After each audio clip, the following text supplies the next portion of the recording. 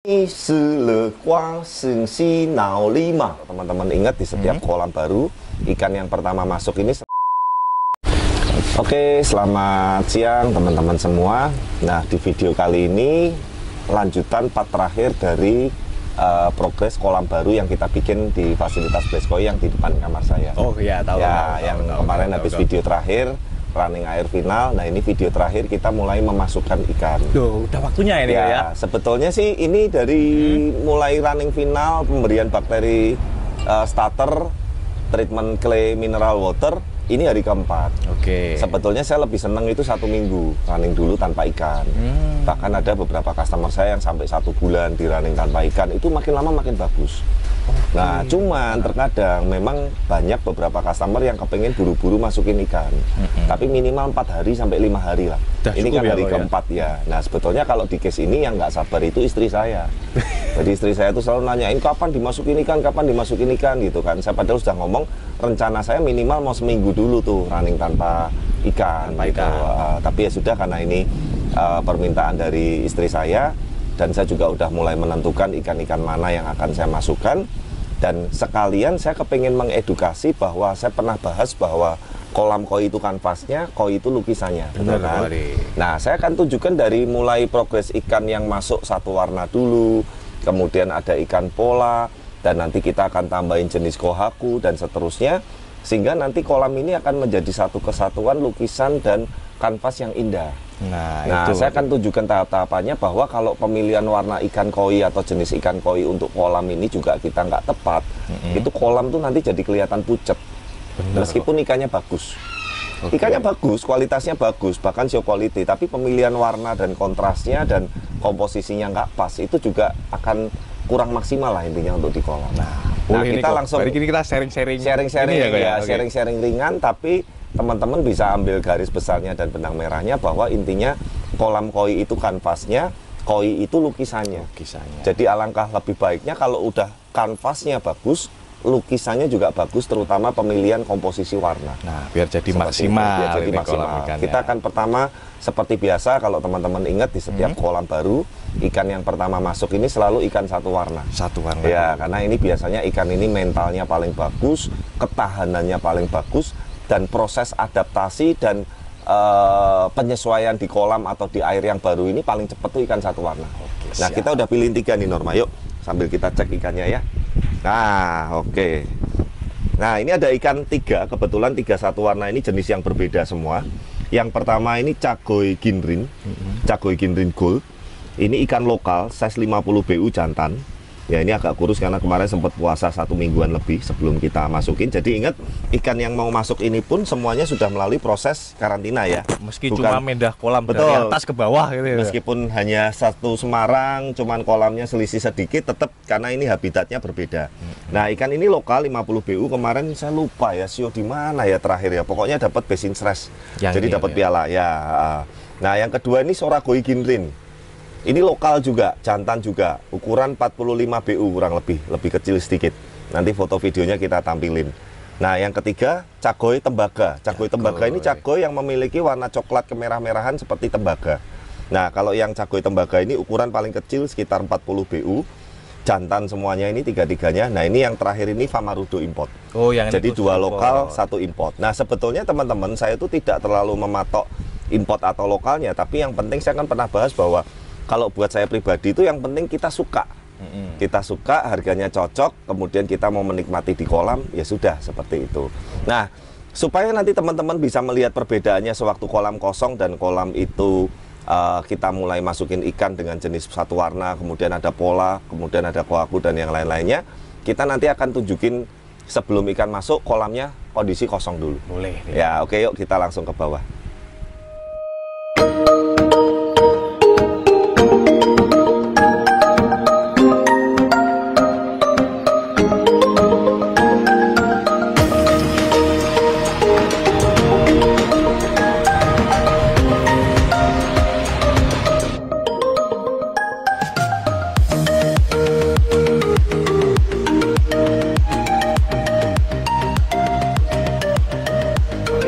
Kondisi kolam masih kosong teman-teman bisa lihat, meskipun kolam udah kita buat, kita desain yang bagus, kita kepengen ngasih lihat ke teman-teman perbedaannya setelah diisi ikan.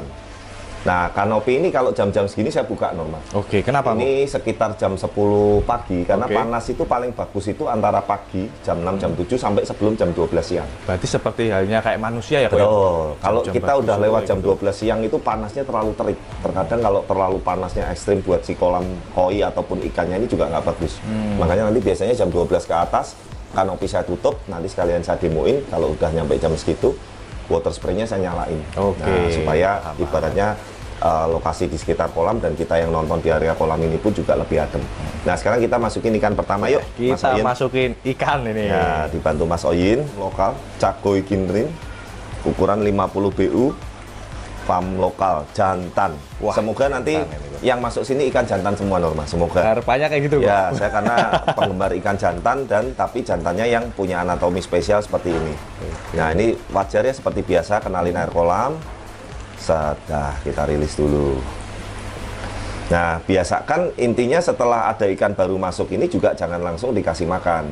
Kita amati dulu pergerakannya, kita amati dulu juga dia berenangnya seperti apa, stres nggak, diem nggak, kemudian di badannya ada tanda-tanda gurat merah, atau jamur, atau parasit, atau enggak. Nah, intinya itu nanti kita akan lakukan treatment selanjutnya, amit-amit apabila ada gejala-gejala seperti tadi. Kalau nggak ada, aman semua, biasanya kurang lebih setelah ikan baru masuk ini 3-4 harian kemudian kita mulai kasih makan. Nah, untuk kolam baru, meskipun Anda punya spek filter yang bagus, yang mewah, pakai RDL dan segala macam, saran saya kolam baru juga pemberian makannya ini mulai dari sedikit dulu. Ya, karena intinya kasih waktu untuk media ini bisa terbentuk suatu habitat atau ekosistem yang sempurna, sehingga nanti ibaratnya ikan ini akan aman untuk jangka panjang. Bisa dibilang bertahap gitu ya? Bertahap, jangan langsung kasih banyak. Ya memang ikan pasti lapar. Ikan ini pasti karena puasa lama udah seminggu lebih, pasti dia lapar. Tapi kita ingin melihat dia supaya beradaptasi dan aman dulu di kolam baru ini. Ya, oke, ini sudah kelihatan satu ikan, kita ambil ikan kedua nih, nunggu Mas Oyin. Oke, sekarang ikan kedua. Nah, tadi yang dari masih ikan satu warna, ini dibawa Mas Oyin nih sebentar. Ini apa, Mbah? Ya. Oh, ini yang cagoy tembaga dari Farm Marudu. Jantan juga, ukuran agak sedikit lebih kecil, 40-an lebih sedikit, masuk ke 45 BU ini. Oh, yang impor tadi? Ya, yang impor. Jadi 2 lokal, 1 impor. Oke. Nah, teman-teman bisa lihat sambil saya sharing yang mengenai saya bahas tadi, kolam itu kanvas, ikan koi itu lukisan. Ini warna sama-sama gelap, sama-sama coklat. Jadi kalau normal lihat, berarti kan kolam ini masih monoton satu warna tuh. Nah, bener.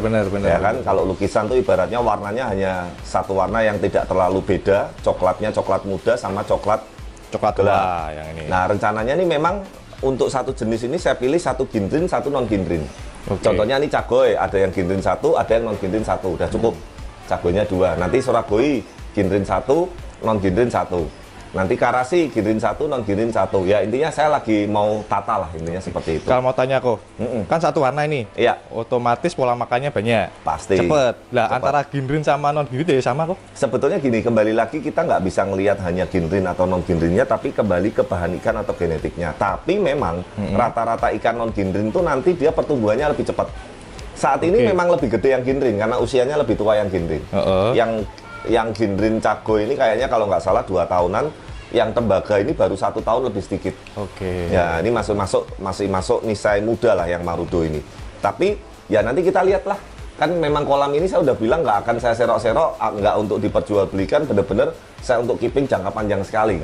Kita lihat ini. Betul, sekaligus untuk membuktikan ke teman-teman bahwa apakah kolam yang dangkal atau cetek itu untuk koi itu jelek. Nah, saya akan buktikan di video kali ini. Jadi saya tuh suka sekali memberikan contoh tuh bukan pakai teori tapi pakai bukti nyata dan realnya seperti apa. Langsung praktek ini kalau Oke, sekarang ikan ketiga masih jenis satu warna tapi kali ini kita kasih warna yang lebih terang. Agak cerah dikit ya. Lebih terang, lebih cerah dan supaya kontras dengan ibaratnya tidak terlalu monoton dengan 2 ikan yang sebelumnya.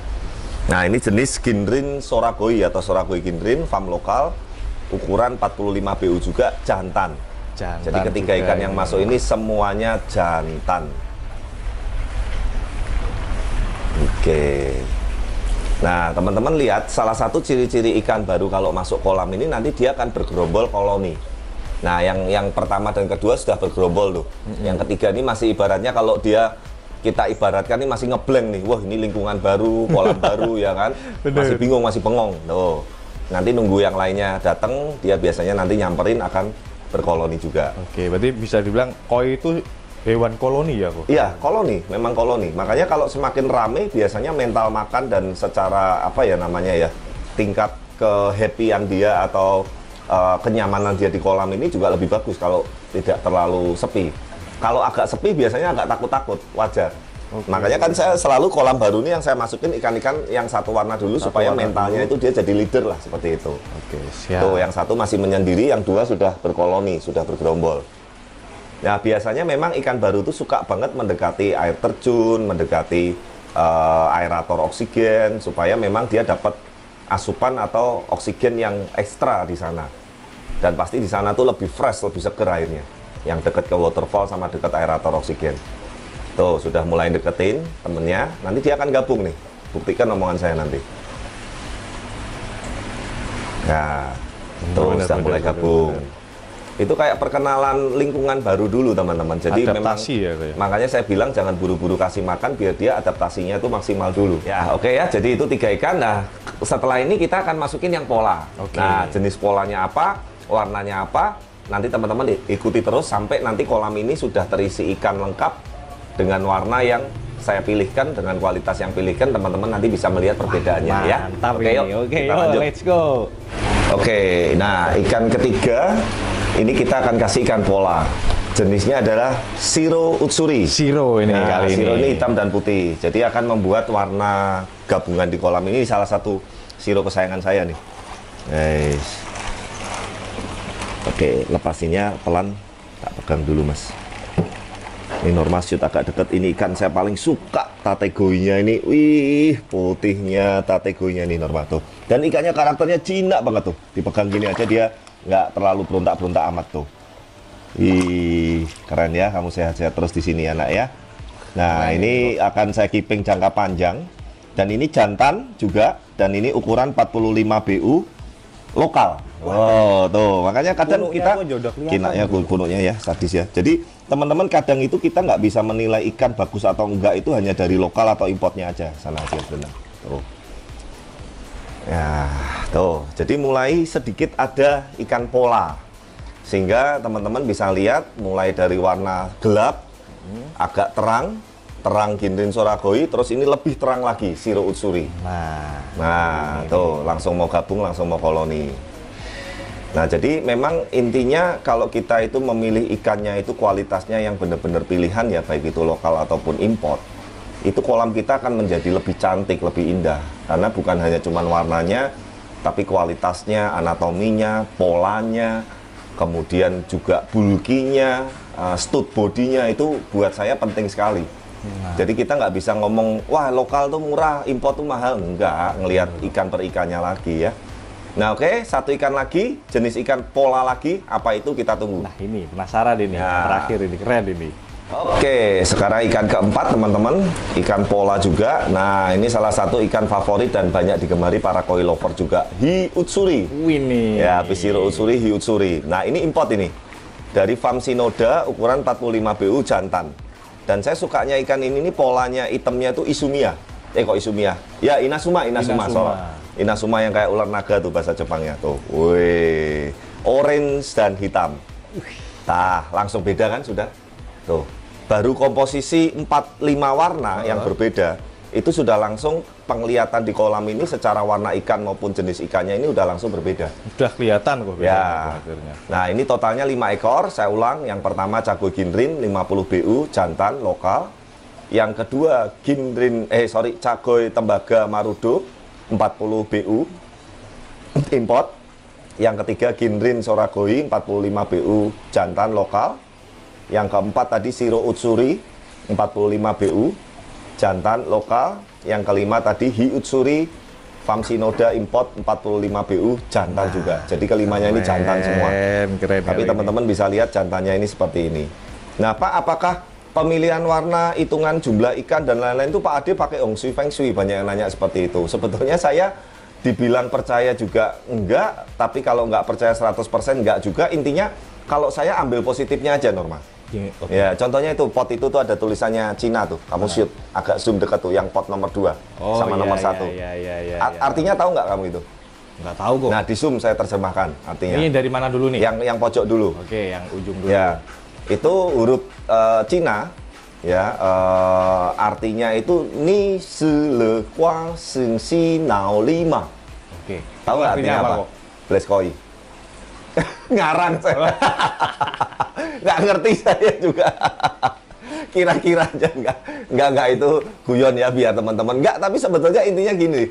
Buat saya itu apapun itu intinya kalau memang enak dilihat, bagus ya saya anggap positif, udah gitu aja. Bener. Jadi saya nggak terlalu percaya, oh harus dikasih jumlahnya ini 9, oh harus dikasih ini, oh harus dikasih tulisan Cina atau Jepang yang ini supaya hoki, supaya ini, enggak lah. Buat saya itu sebetulnya apa namanya, hanya seperti pemanis atau pelengkap aja. Yang penting ikannya suka, kemudian harganya cocok, terus kemudian kita ngelihatnya juga happy, ya sudah go ahead kalau saya jalan seperti itu. Benar.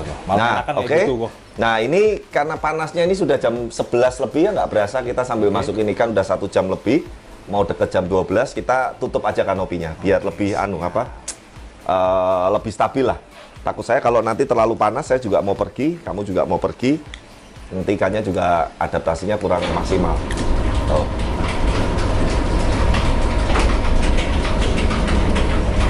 Nah, adem. Nah ini sebetulnya kita tutup pun itu kalau normal lihat masih ada sinar matahari masuk karena memang ada 2 plat yang saya buat transparan tembus. Oke. Supaya ibaratnya mataharinya meskipun kanopi kita tutup dia tetap dapat. Justru itu hati-hati, terutama kolam outdoor. Tapi kalau stabil dingin, makanya beberapa koi lover maupun penghobis itu suka pakai mesin namanya sealer, mesin pendingin. Bukan hanya ngejar suhu dinginnya, tapi yang penting stabil. Itu lebih bagus untuk ikan koi. Idealnya memang di suhu 24-25 derajat. 24, kalau ini kemarin 25 saya ukur ya, saya ukur sekitar 27-28. Ya, agak nggak terlalu dingin. Tuh lihat ya, langsung kamu ngerasa nggak adem? Agak beda sejuk kan ya itu. Nah, untuk suhu air pun juga bagus. Ini nggak lama sih, paling saya juga sekitar 2-3 menit udah saya matiin. Yang penting bongsainya udah kesiram semua, sekitarnya udah adem, udah selesai.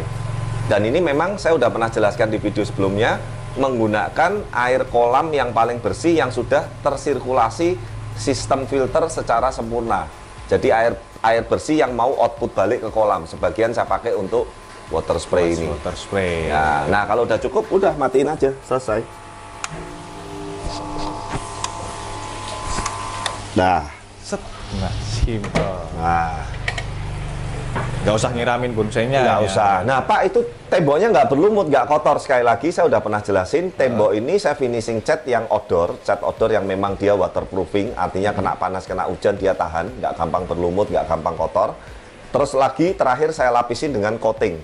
Coating itu cat yang seperti transparan, bening, licin, kayak lilin, ya, lapisan. lapisi Nah, ya. makanya kamu lihat, dia kena air, bisa langsung airnya netes ke bawah. Nah, kalau nanti memang sudah agak mulai berlumut sedikit, yang penting di perawatan normal.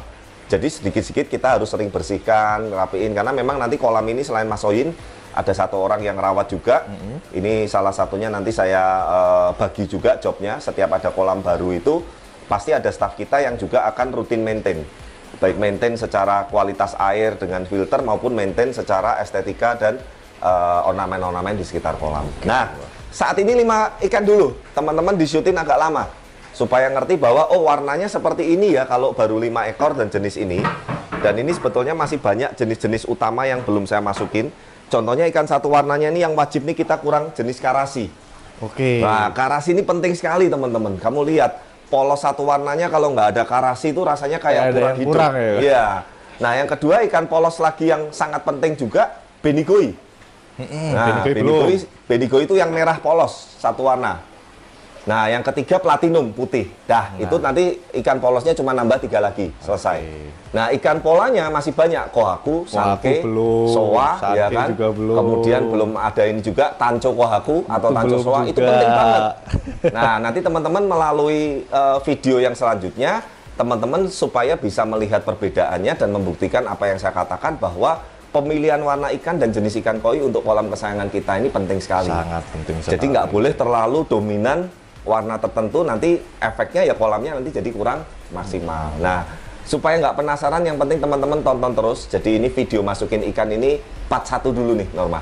Nanti part 2-nya ikan-ikan yang tadi saya sebutin, karasi masuk, platinum ginrin masuk, kohaku, sanke, soa, dan tanco.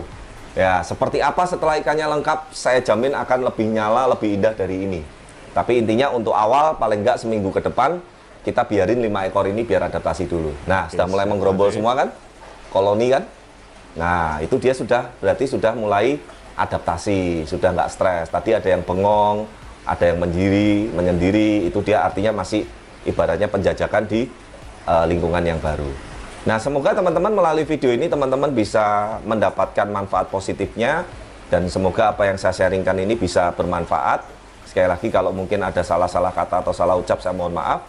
Dan yang penting harapan saya semoga video-video yang kita tampilkan ini bisa memberikan hiburan, tontonan, dan inspirasi yang positif buat teman-teman. Kalau ada yang nggak cocok ya nggak usah diambil seperti itu.